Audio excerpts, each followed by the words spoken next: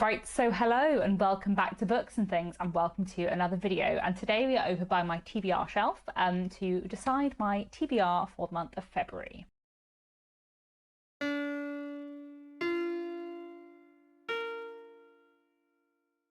So this year I'm going to try and do a sort of monthly TBR video and sort of decide my reads for the month at the beginning of the month / at the end of the previous month. It's now towards the end of January, and I've made myself a sort of little TBR prompt spreadsheet checklist thing. Not a checklist, a little prompt board, shall we say. I will put up a digital version on the screen so you can see it, but I will also be looking at it over there, which I guess is where I'll put it up, so that works, because I have it pinned on my pin board. And my idea was that I'd have a sort of monthly theme or a monthly goal every month. And also sort of read a few things sort of regularly, I suppose. So in January, my sort of theme for myself was catch-up month. So I just read various things that I have been meaning to read for a while, which was nice. In February, I guess I'm going to do crime fiction. I guess I'm going to have a month with lots of crime fiction in. I'm not in general going to like go through the themes in order. I may do some twice or not at all, but for the beginning, I guess I will just go through them in order because there are quite a lot of crime thriller books on my shelves that I'm really keen to read. And then I also have my various like monthly prompts. So I guess I'm going to begin with, well, no, I'm not going to begin with my sort of monthly prompts. I'm going to begin with my reading commitments, shall we say.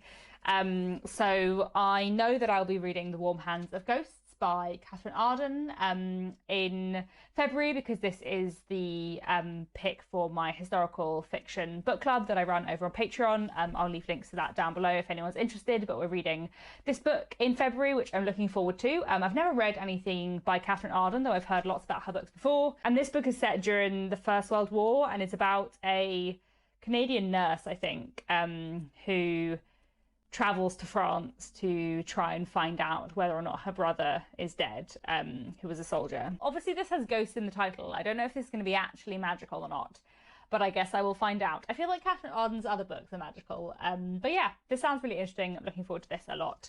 And then I also am still taking part in Jen the Librarian's Thomas Hardy Readalong, and the book for February is Two on a Tower, so I guess I'll reread that and listen to an audiobook. I don't love Two on a Tower. I would say it is my second least favourite Thomas Hardy. I have a lot more time for it than The Well Beloved, which I really don't like. That's my least favourite Thomas Hardy. But Two on a Tower I did have some problems with, especially the ending I really don't like. But I'm kind of intrigued to reread it because I also feel like actually maybe Two on a Tower is like a 5-star book with a terrible ending rather than a book that is overall not very good. So I feel like if I reread it and remember the bits of it that are good and are interesting, that might be quite nice. And it is Thomas Hardy and I love Thomas Hardy, so I'm looking forward to reading that anyway. And then I'm also taking part in the neglected Victorian Bestsellers read-along that Roy from Roy Reads Anything is hosting. The book for February is The Blood of a Vampire by Florence Marryat, which I'm really keen to read actually. I've heard about this and it sounds really interesting. So yeah, I think this will be a really interesting book. It is a Victorian novel about vampires, and I believe the heroine is mixed race, which is relatively unusual for a Victorian novel. So whether or not that's handled well, we'll see. It is a Victorian novel, but I'm also interested. I don't think this one is too long.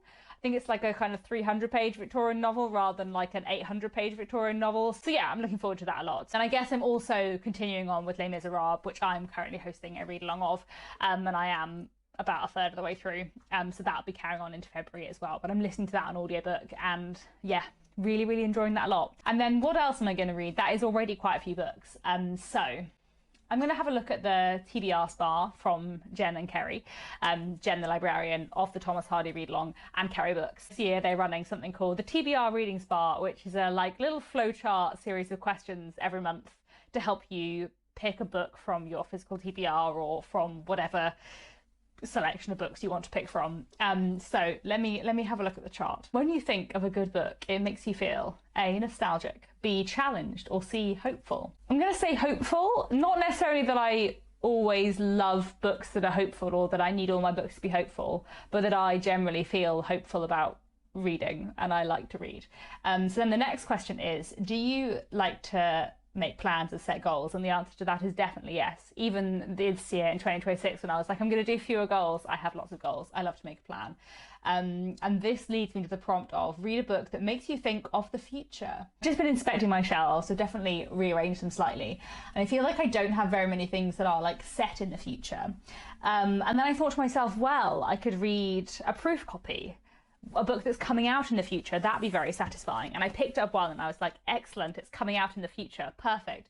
And then I realized that this is not coming out in the future. This came out today, the day I'm filming it. But you know, I think I'm gonna pick it for this anyway, as the TBR Reading Spa is meant to be a gentle prompt rather than anything else. And I am really keen to read this, and I have been meaning to read it, and I am sad that I have not managed to read it before publication because it sounds amazing. This is The Three by Kelsey O'Brien, which is a novel set in the late 18th century, in 1791, and is about a complicated triangle between three people, a dressmaker, his lover, and his lover's wife. I think it's one of those historical novels that has a little bit of a thriller element to it. It sounded really, really good, and I'm always interested in novels about queer history, so I think this will be great. So that is the first box on my little chart, and the next box is to read one new to me Victorian book, which obviously The Blood of the Vampire by Florence Marryat would be, but I am still working my way through the novels of Anthony Trollope, and I have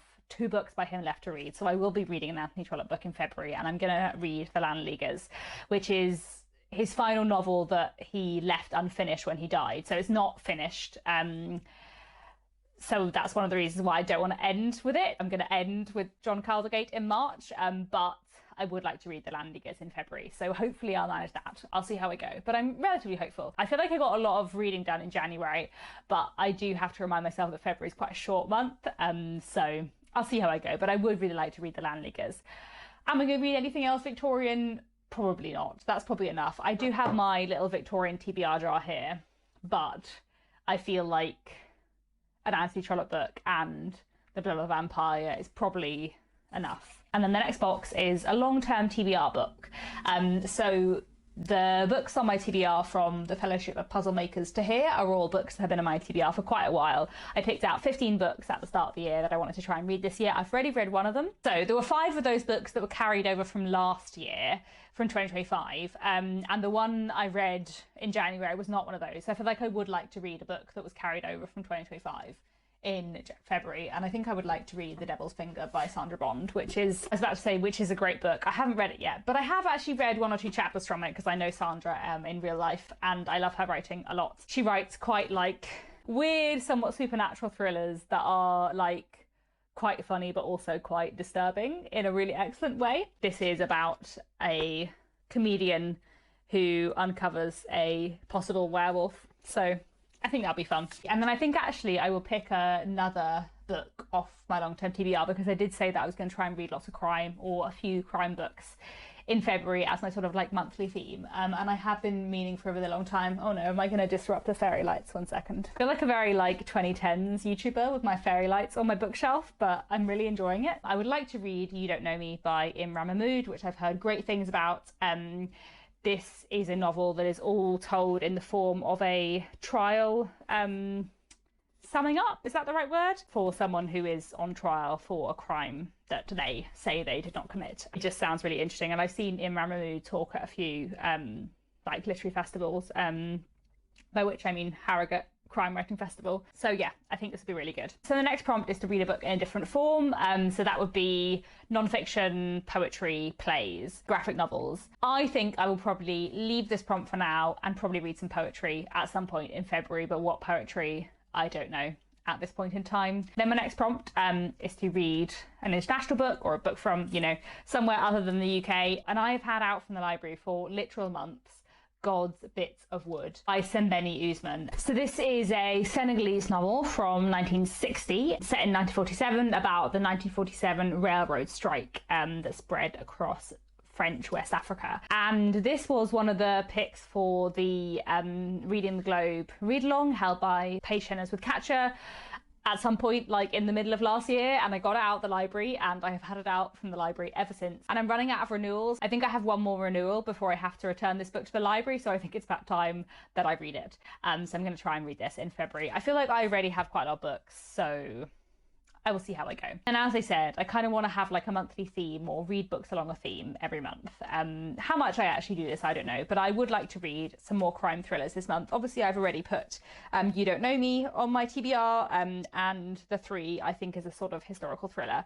Then there are a few others I want to read. One is Nothing Left Behind, the new book by Hannah Brennan. That is a book that hasn't come out yet. Should have used that for the future prompt. Anyway, this is the second book in the DCI Liz Field series.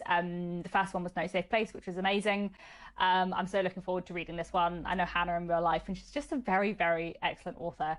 And I'm really, really looking forward to reading Nothing Left Behind. It's coming out in April, I think, and I know it will be very good. And then I also have another proof, actually, but of a book that has already come out. This came out in August last year. This is The Game is Murder by Hazel Ward, who's published by the same publisher as me, and they gave me a proof, and I haven't read it yet. But this is a murder mystery told in an interesting form. Like, it begins with a contract between the reader and the author.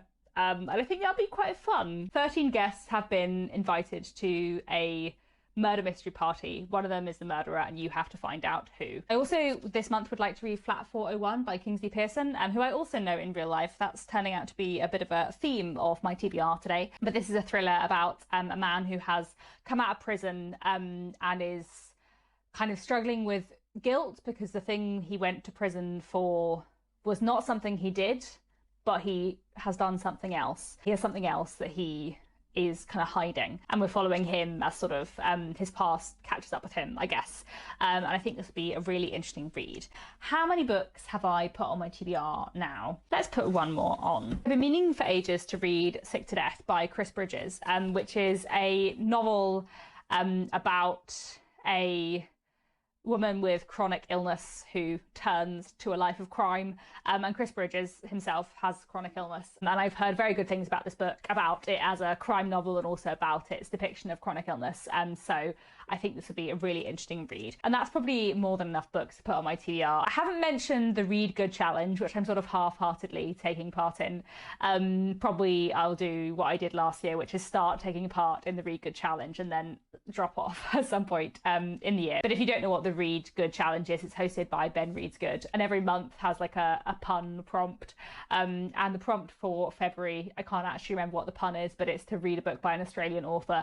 And I was looking at my shelves, and I don't think I have any books by Australian authors. No, that's not true. Rory Muir is an Australian author, so I do have Love and Marriage in the Age of Jane Austen by Rory Muir, who is Australian, but obviously that's about a British author and about British history, so I feel like that is in the rules of the prompt, but not necessarily in the spirit of the prompt. However, the long list for the Walter Scott Prize for Historical Fiction will be announced in February. I'm not sure when in February, but they will announce it in February, I think.